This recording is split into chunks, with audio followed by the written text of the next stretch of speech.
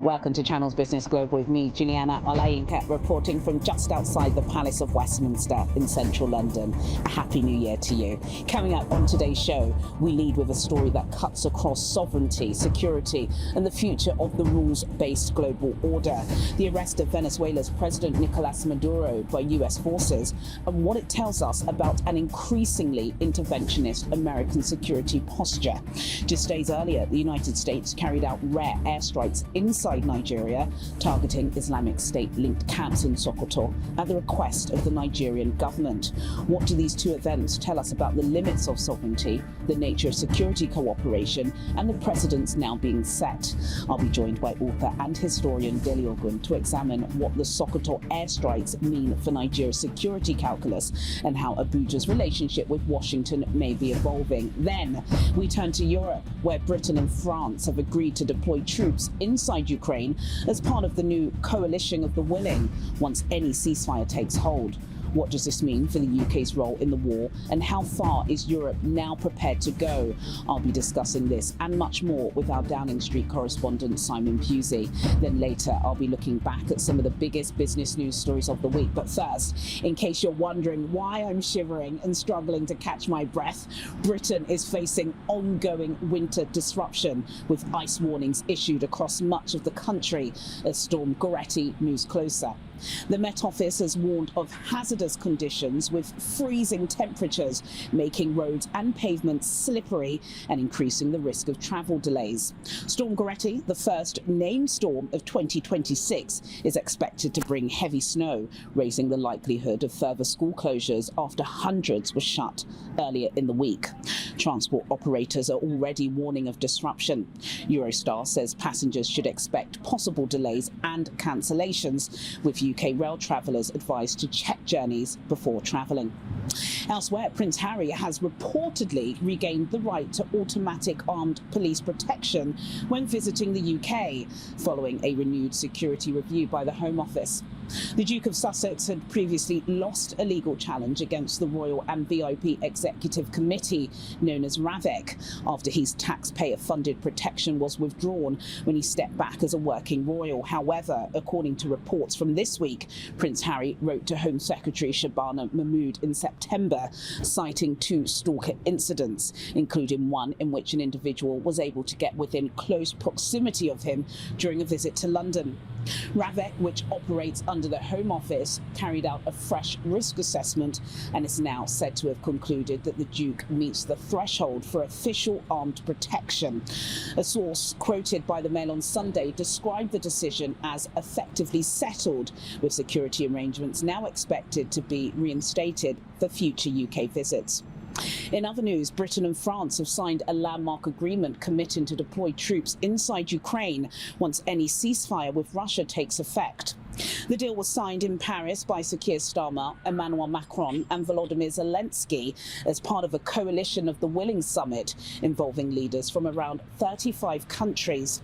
The plans would see a European-led multinational force established after a credible cessation of hostilities aimed at supporting Ukraine's military and deterring future Russian aggression. The United States backed the framework but did not sign the declarations. Jared Kushner, the president's son-in-law, said the president strongly supports the security guarantees. Prime Minister Starmer described the talks as making real progress while warning the hardest challenges still lie ahead. So what does this mean for Britain's role in the war? I was earlier joined by our Downing Street correspondent Simon Pusey. Simon Pusey, Happy New Year. Happy New Year. Nice to see you wrapped up warm. So the so-called coalition of the willing gathered in Paris on Tuesday. Despite so many geopolitical headlines, Ukraine still on top of the news. Volodymyr Zelensky happy with allies agreeing to deploy troops, I believe it is, if there is ever a cessation of hostilities. We seem to be very far from that, though. Bring us up to speed. Yeah, so this was over 30 countries meeting. So this was always going to happen despite any Venezuela and stuff going on. So they stuck to that timetable. And the troops on the ground is a surprise, I think. That's something that we weren't expecting. And it's by no means 30 countries. It is Britain and France at the moment. And I think that is... Not America. They're trying to game play Donald Trump. They're trying to get US assurances, because really it doesn't really matter what Europe does. If the US doesn't get involved, then it's all pointless. So I think this is to say to Donald Trump and the United States, look, we're serious. We're going to get boots in the ground from France and Britain. Please join us. And I think that's looking like what's going to happen. Germany won't be too far away. They're doing massive conscription within Germany. But I think this is the first sign that Europe is serious. We're serious about Ukrainian security. And if we do get to a point of a ceasefire, which Donald Trump says they're very close to, but he's been saying that for many, he said he would end it on day one, so who knows. But it means that at least the US now have some assurances that the rest of Europe or European countries are going to get involved. Politically, in terms of, are people in the UK, are the public ready for body bags to come back? I'm not sure they are, but I don't think we're at that stage yet, are we? We're at the stage of trying to get the war to an end. And I think if that were to happen and Sir Keir Starmer were to be part of that, that would be some good, foreign international news that he could come home and say, we've done our bit, Britain is doing their bit. Well, we definitely need some good news. There are over 30 countries, as you said, in Paris on Tuesday. According to some political hacks, not all in agreement. There are other newsworthy items, such as Greenland and Denmark. Talk to me about that. Yeah, again, it's Keir Starmer trying to sort of walk this tightrope, this diplomatic tightrope, where he doesn't want to upset his best friend, Donald Trump, because that's really all that's all he's got going for him, really, at the moment. But then also, he's an international human rights lawyer by trade. Yes. I think most people are saying that this wasn't, international. It was illegal. Law. It was illegal. It was illegal. Flying in and taking out any leader, no matter how bad the country is not really sticking into international rules. So he's been choosing his words very carefully, saying, let's see what the legal basis is the US provide. He knows there isn't any legal basis, I think, but he doesn't want to upset Donald Trump. Would there be a legal basis for Greenland? No, and exactly. Greenland would be a completely, two NATO countries, one taking the other. That would really, abolish NATO, wouldn't it? If one goes into the other. The leader of Hungary, Viktor Orban, said something interesting. He said that's an easy thing because this is an in-house thing. So he said that's quite an easy thing to settle because we can settle it in-house. Can they? Well, I mean, Donald Trump doesn't really do in-house, does he? He does America first. He's a MAGA guy. So it's America versus everyone. It doesn't really matter what club you're in. So it'll be really interesting to see what happens there. And there's been, lots of posturing by the United States that they're going to do something with Greenland. I think probably what will end up happening, there'll be a lot of sort of chest beating from Donald Trump as usual. I don't think he'd go there. I think that would be... He keeps repeating it though, Simon. A step too far. He keeps saying it. Even for him. I think probably what will happen is they will cut some kind of a deal. Yeah. This is probably gamesmanship to make sure the Danish and the people of Greenland know that there's a potential, and therefore they can get a much better deal than they otherwise would have. I imagine that's what will happen. But it's all going on the diplomatic scene, and I think actually for Keir Starmer that's only a good thing, right? With his popularity tanking back here, there haven't been any massive scandals in the last few weeks, but they've only just come back. He's only just had his first cabinet meeting. He probably wants to milk this kind of stuff as best he can because he seems to do okay on the international stage. He does. Certainly compared to domestically. Yeah. Thanks, Simon. Thank you. Nicolas Maduro has appeared in a US court for the first time since he's captured by American forces in Caracas, insisting he was unlawfully seized and pleading not guilty to charges including narco-terrorism and drug trafficking. The Venezuelan president told the judge, "I was captured," as he was formally arraigned in New York. He is now being held at a notorious Brooklyn detention center that has long faced criticism over safety and human rights concerns. The case has reignited global controversy, not just over Maduro's fate, but over the legality of the US operation itself. Legal experts say the extraction violates international law, while President Donald Trump has openly defended the move and linked it to restoring control over Venezuela's oil infrastructure. In the UK, Conservative leader Kemi Badenoch has called the operation morally right, even as others warn it undermines the rules-based agenda. And this debate matters far beyond Venezuela because just days before Maduro's court appearance, on Christmas Day, the United States carried out rare airstrikes inside Nigeria, targeting Islamic State-linked camps in Sokoto State at the request of the Nigerian government. The Sokoto bombing has reopened similar questions about sovereignty, security, cooperation, and whether foreign military action can deliver lasting stability. I was earlier joined by author and historian Dele Ogun to examine what the Sokoto airstrikes mean for Nigeria's security and its evolving relationship with the United States. Deliogun, thank you so much for joining me on Channel's Business Global. Thanks for bracing the cold weather. Pleasure to be here. It's freezing. It's cold. Britain, isn't it? It's cold. It's very, very cold. It's been quite a cold start to the year. Now, a lot of people, when you look at Donald Trump or you're resharing, some of his comments, people take it as tongue-in-cheek. There's nothing funny about seizing a leader in the middle of the night alongside his wife. Can you talk to me about Maduro's appearance in New York this week, what it means about Trump's administration and just how war hungry they are? Well, it's a more raw and naked foreign policy, which people like me prefer. Illegal? Absolutely illegal, but don't care. I do it because I can. I do it because we are Americans.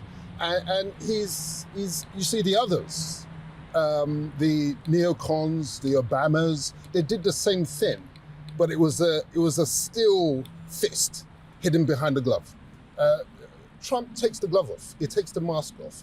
He says, this is what I'm going to do, and I'm going to do it because I can do it. And he said it to the rest of the world. I mean, when he came out with his Monroe Doctrine in his national security statement, he said, and what is the Monroe Doctrine?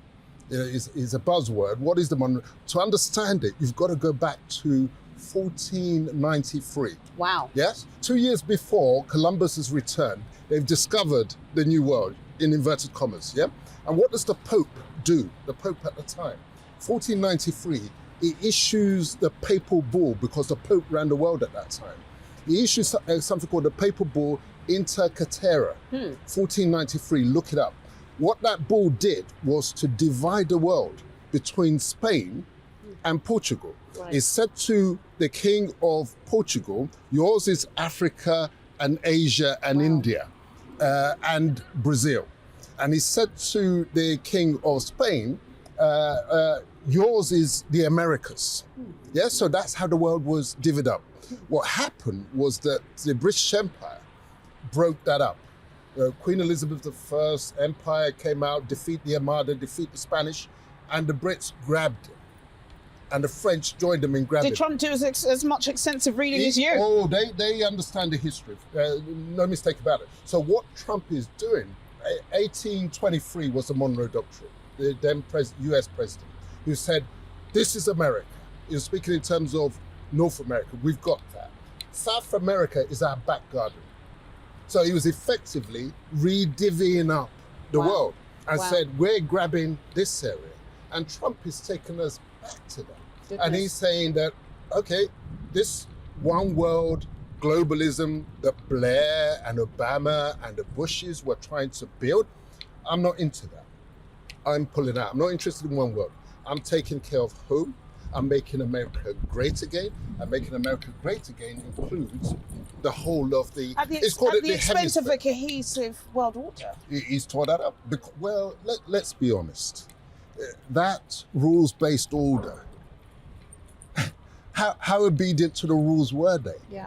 They had one eye cocked, depending on who was doing what. Russia invades Ukraine, world order, outrageous, condemn it, sovereignty, and all the rest of that. Trump goes into Venezuela. Have we heard from the British Parliament?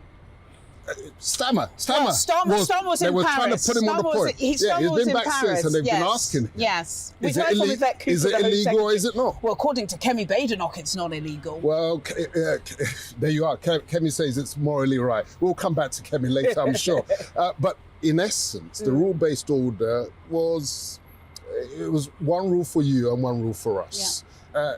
This one is more naked. It's going back to the way governance used to be. Raw power. We'll do it because we can.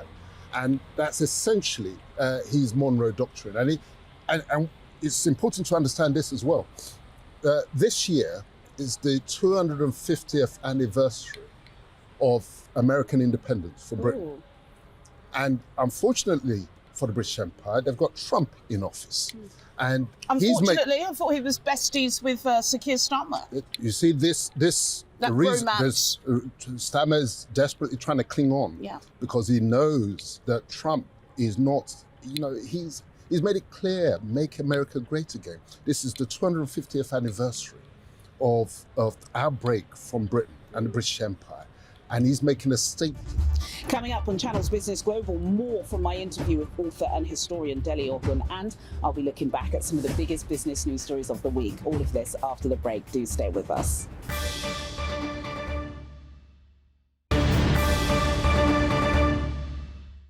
Welcome back to Channel's Business Global with me, Juliana Olayinka, reporting from just outside the Palace of Westminster in central London. Now, before we return to my discussion with historian Dele Ogun, examining Nigeria's security and its evolving relationship with America, let's take a look at some of the biggest business news stories of the week.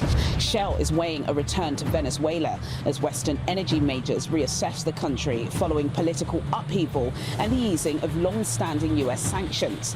The British oil giant is eyeing major gas opportunities, including the Dragon gas field, which could generate around $500 million a year for decades. Analysts say Venezuela's reopening presents a multi-billion-dollar opportunity for global energy firms, but also threatens to weaken OPEC's grip on oil markets, with investors bracing for fresh volatility.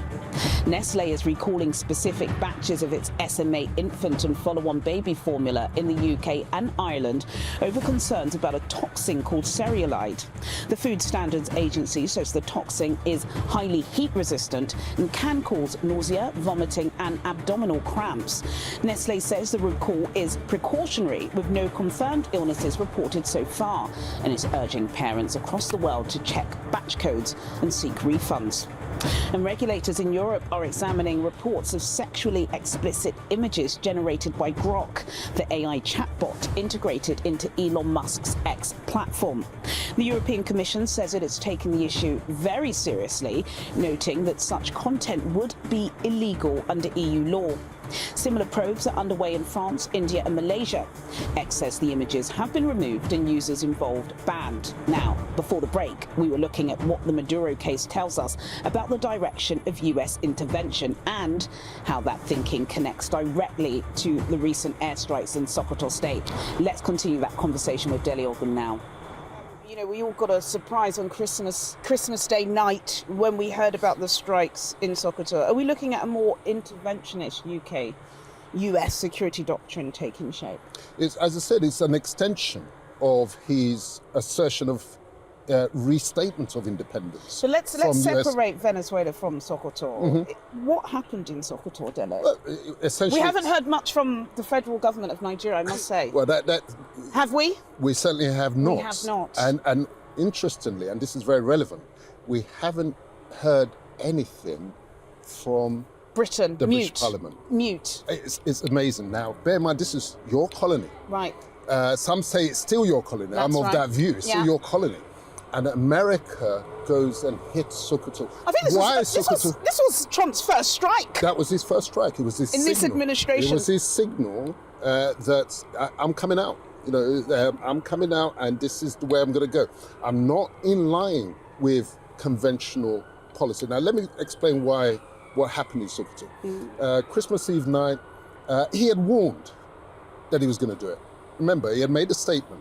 He was basically telling Tinubu, and he was telling the Sultan of Sokoto less. So let's get it in context. If the Sultan of Sokoto calls his Islamists to order, because he's the head of the Muslims. We wasn't expecting it to be Sokoto, the first strike. No, they weren't expecting it, you see.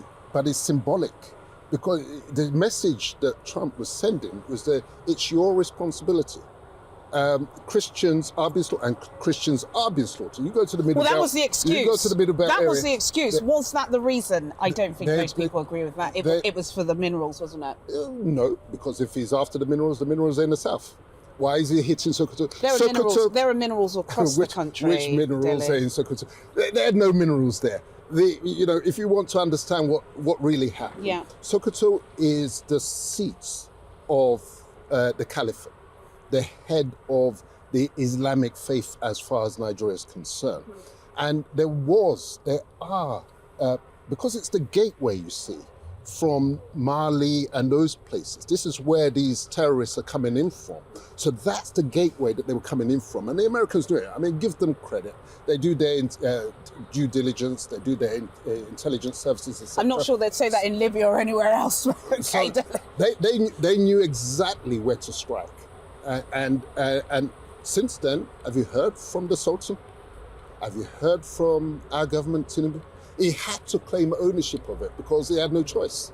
I want to ask you about that because it says that the strikes were carried out at Nigeria's request. Most people don't believe that. It's not credible. Does it matter? Does it matter? Of course it matters. Okay, why? Because it matters in the context of sovereignty. Yeah. You are, and we assert that we are a sovereign state.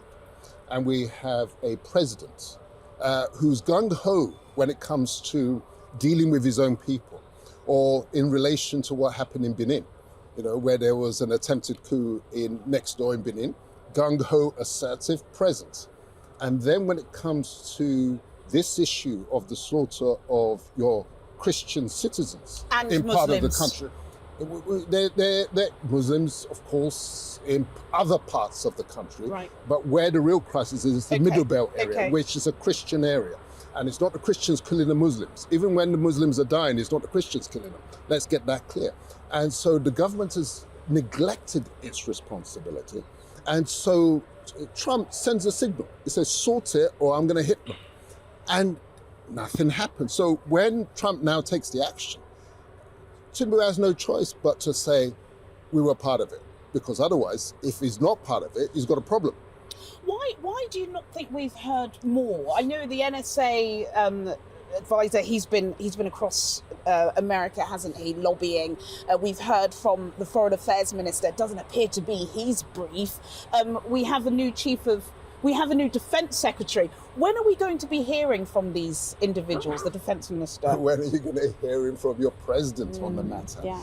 Christmas Day passed, Christmas Day bombing, New Year's Day passed. You would expect him to address the country. Silence, absolutely. He's addressed silence. the country, but not referring to exactly what's going on. The big issues. With Donald Trump. Now, days after the strike, there were deadly attacks in neighbouring states. I think there have been attacks, constantly since Christmas and the New Year. Does this point to escalation or retaliation risks that policymakers should have anticipated? It doesn't really point to escalation because this thing has been going, let's get it clear, has been going on since 2001. I mean, we're now in 2026. Yes, that's 25 years this thing has been going on and the problem has not been addressed. So it's a fire that's been raging. And is it escalation? No, it's not, because it's a vast country. And half of them, those militants, wouldn't even know what's happened. They're not tuned into this kind of broadcast that we're on about, and so their operations will continue because there's an agenda. Somebody's driving the agenda, and they haven't been called off yet. So I don't see it as an escalation. You expect them to hit back. You expect them not to sort of lie down and take it. That's understandable, but they are now on notice that the impunity has ended. And the government itself can't go back to sleep.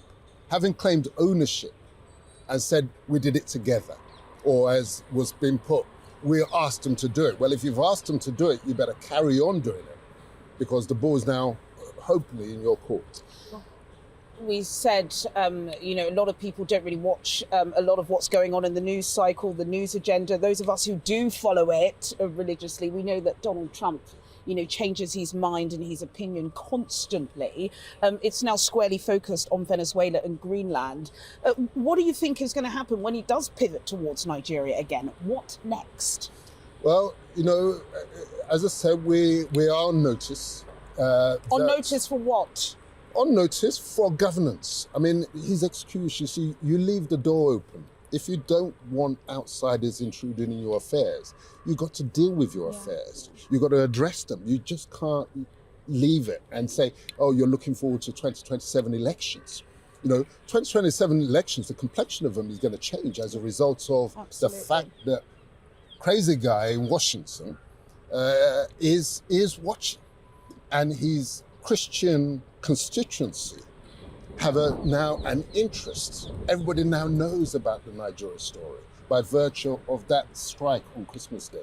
The whole Christian community know about it. You can't go back to sleep on those issues. You've got to put the fires out.